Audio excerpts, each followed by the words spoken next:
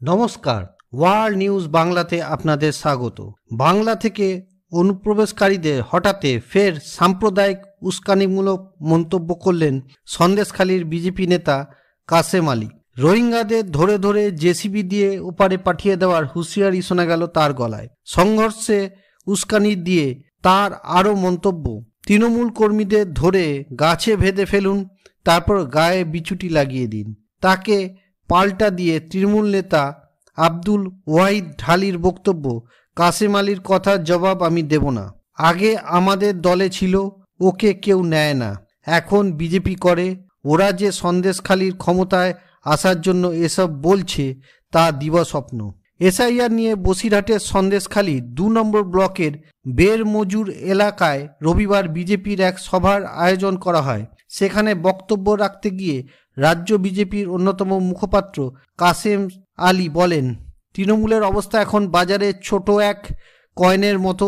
বাজারে যেমন ছোট ১ টাকার কয়েন নেয় না, এখন তৃণমূলের কর্মীদেরও সাধারণ মানুষ নেয় না। ওদের দেখলে ছাড়বেন না। যারা আপনাদের উপর অত্যাচার অবিচার করেছে তাদের ধরে গাছে বেঁধে রাখুন, গায়ে বিচুটি পাতা লাগিয়ে দিন।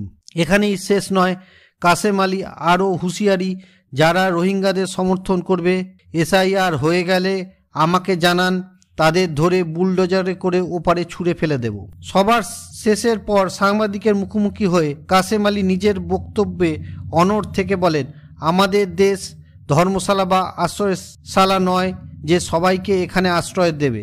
রোহিঙ্গারা এখানে ঢুকে পড়বে, থাকবে, নানা অসামাজিক কার্যকলাপ ঘটাবে, আর তাদের জন্য ভারতবর্ষে মুসলমানদের বদনাম হবে, তা তো চলতে পারে না।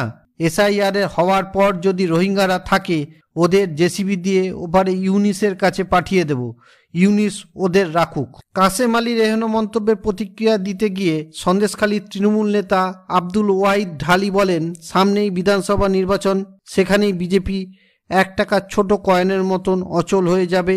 বিজেপির কাসেম আলীকে ব্যবহার করছে, আদতে দলে তার কোনো জায়গাই নেই। যদি কাসেম আলী ভেবে থাকে এসব বলে তারা সন্দেশখালীর ক্ষমতায় আসবে, সেটা দিবাস্বপ্ন। গোটা বাংলায় তো নয়, সন্দেশখালীতেও তাদের কোনো অস্তিত্ব নেই। ভিডিওটি ভালো লাগলে লাইক করুন, শেয়ার করুন এবং সাবস্ক্রাইব করুন ওয়ার্ল্ড নিউজ বাংলাকে। নমস্কার।